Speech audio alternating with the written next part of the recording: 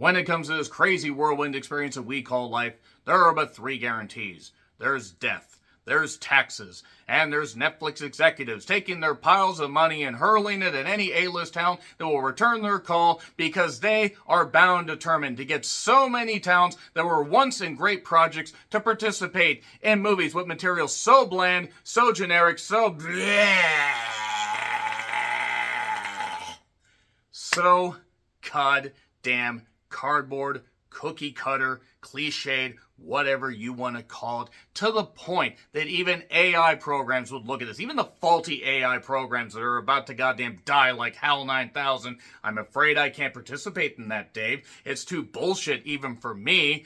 Those AI programs would say, no, we want nothing to do with that. So the Netflix executives say, we're going to attach writers to this. We're going to pay writers millions of dollars and say, come up with something that people will watch.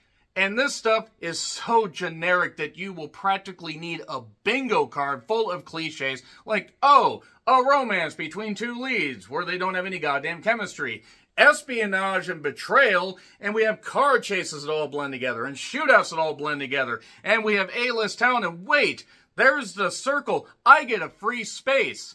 Well, you know what this movie deserved? It deserved a free space, made in its skull, right down the goddamn middle. The Union is a Netflix original directed by Julio Farino, who was involved in television and projects like Marvelous with 2 L's for maximum marvelousness, I guess. And it was also written by David Guggenheim, golly, what a day. Guggenheim, golly, what a day. He did Stolen, he did Safe House, and he did The Christmas Chronicles 1 and 2. Okay, whatever, that's fine, I guess. Joe Barton did My Days of Mercy and The Ritual. Oh boy, the guy that did The Ritual. Yay, this movie is saved from being good. So yeah, Mark Wahlberg is in this as Mike McKenna, who is a construction worker living his life and just having fun in Boston, Massachusetts, or wherever the fuck they decide to film that, USA. He's on high beams. This movie should have been given the high beams, so it crashed, and we didn't have to watch it. But he is whisked away by his high school sweetheart, Roxanne Hall, played by the absolutely unfair Halle Berry. And I mean that because she has not aged in 25 goddamn years. It's incredible. She refuses to age. I'm not complaining. She looks incredible, but nevertheless. So, she works for the Union, a group that is so goddamn, covert and everything that everybody knows about them. They're able to do all this stuff. They get no credit, but they have, access to all this money and all these resources, and they are looking for intel that if it falls into the wrong hands, then every agent, every goddamn person from, high on up to the lowly secretary, the person that parks your goddamn car at whatever agency will die. So if you can't guess where this film's goddamn going, you have never seen a spy thriller at all. And that's thriller in the most,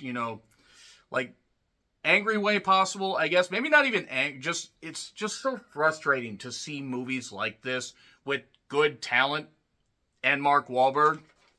Mark Wahlberg, who has made a career out of playing basically the same fucking guy. At least Halle Berry has range. I'm sorry, I have yet to see Mark Wahlberg outside of 2 movies. The Departed would be one, where he's really, really good. The Happening will forever be something that is memed about him. And also, there's something, Mark Wahlberg can try to run away from his goddamn past, but I guarantee you he's just learned to hide it. That being said, J.K. Simmons is also in this. And Mike Coulter, who was, in Luke Cage. There are other actors in this as well. Alice Lee. There's Jessica DeGoe. I think that's how you say it. It's Gouw. My God, she is gorgeous. And Australian. And she was in the Gretel and Hansel movie. That's where I recognize her from. Jackie Earle Haley, who was Freddy in the failed reboot of Nightmare on Elm Street. That's not his fault. He tried. And yeah, construction work is interrupted. Mike is supposed to be part of his best friend's wedding. I say a little prayer for this movie forever and ever, and this movie will not live on in my heart. He's whisked away by Roxanne, who doesn't even wear a red dress, but I'm sorry, Halle Berry still looks great. There is a funny side joke where Mike sleeps with his old 7th grade teacher, who's played by Daniel Delaney, who is nearly 70 and doesn't look it. Good on her. Fly Away Home and Tombstone, by the way. Bruce Springsteen, Pat Benatar, Real McCoy, and other artists play throughout this entire thing because they're going to license all the music to hide the fact that this movie has absolutely nothing new to say. And there's nothing wrong with that. Honestly, there is nothing wrong with not having anything new to say, but you got to make it fun. This feels manufactured. You can practically see the labels, that were peeled off. You can just see the residue of the tape and everything and the glue from the fact that this was manufactured in a warehouse and shoved out on a streaming service. I'm not even angry at the movie itself because it's inconsequential, but I'm angry at what movies like this represent. I decided to watch it just to have fun, and don't get me wrong, I will take any opportunity to watch Halle Berry in a movie because how can you not appreciate her? But yeah, she, after a mission goes absolutely tits up, a mission that factors into something a little bit later on, Roxanne, not wearing a red dress, finds Mike, and basically they kind of share memories, and she ends up luring him to where she drugs him, and then they go off on the mission. He wakes up in London. They need to give him 2 weeks, or 6 weeks, 6 months rather, of training in 2 weeks, and naturally he's a fish out of water, but don't worry, it's going to be fine. It's kind of like if Ghosted was actually written worse. Like, that's kind of what this reminds me of. A little bit. I mean, Ghosted at least had Ana de Armas in it. But nevertheless, there is a villain named Julia Quinn, played by Jessica, who, again, piercingly gorgeous eyes. Good grief. And there's also him trying to talk to his mother at home. His mother's like, I can hear I can see your face, through your voice and whatever. And it's like bad AI wrote it. There's the point where Alice Lee is trying to prepare Mike for stuff and then slaps him. Can she slap me like that? Now, I'm trying to find a woman to slap me like that, I'll just say. I was zoning out during most of this because the car chases, the shootouts, all this stuff just blends together. Mike must retrieve a device to be part of this auction that will lead to this intel coming back to them. The car chases and the gunfire and conveniently placed cover-based shooting parts like shot prompts should be, left. There we go. We just get a bunch of generic stuff and it means nothing. It means absolutely nothing. And then when the twists happen, you just don't care. It is on Netflix if you want to check it out. I'm going to get into spoilers. 3, 2, 1, and we go spoilers now. So, it turns out that Roxanne and Mike basically didn't end up getting together because during a conversation they were having in the car, I don't know, about halfway through the movie, maybe 2/3 of the way through the movie, it turns out that one of the guys, Nick, played by the guy from Luke Cage, is actually not dead. He was not killed in that little firefight earlier, but he's actually double-crossing them because he wanted out of the Union and wanted a whole bunch of money and is there with Jessica. So, it turns out they're actually married, but they're separated, Nick and Roxanne. And this is after Roxanne and Mike had spent the night together in a hotel. So, yeah, it's so just bland. It's like every generic cliche was just thrown in a blender. Not even like Eve 6. It was not spun around to a beautiful oblivion. It was just rendezvous, and here's the fucking slop that you're going to eat. Or drink. Or poison and give back to the Netflix executives so they can never make more shit like this. They'll just make more of them. They'll just put them out on the goddamn conveyor belt. So, yeah. They do the online auction thing where everything's going fine, but then they track it. Well, Jackie Earle Haley does.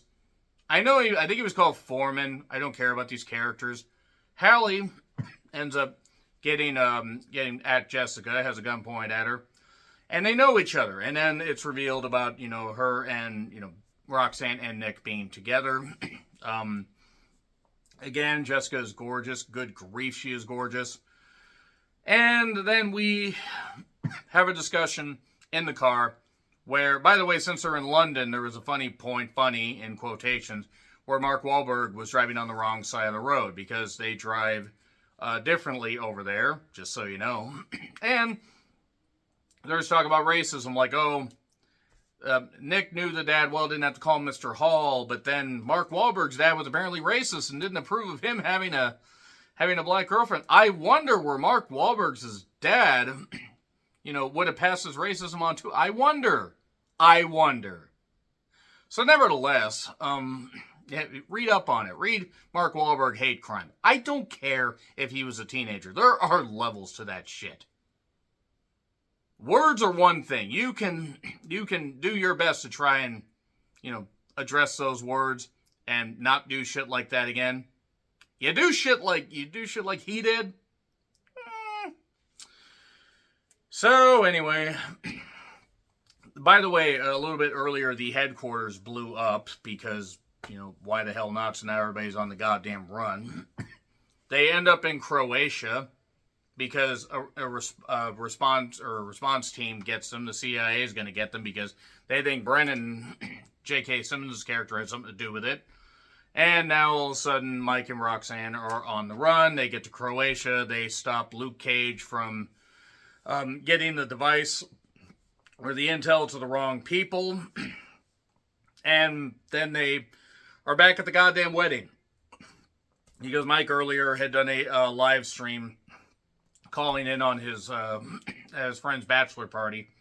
And was back there for the wedding and was marrying off his best friend and his girlfriend, who admittedly was an attractive woman. And Pat Benatar's Hit Me With Your Best Shot plays.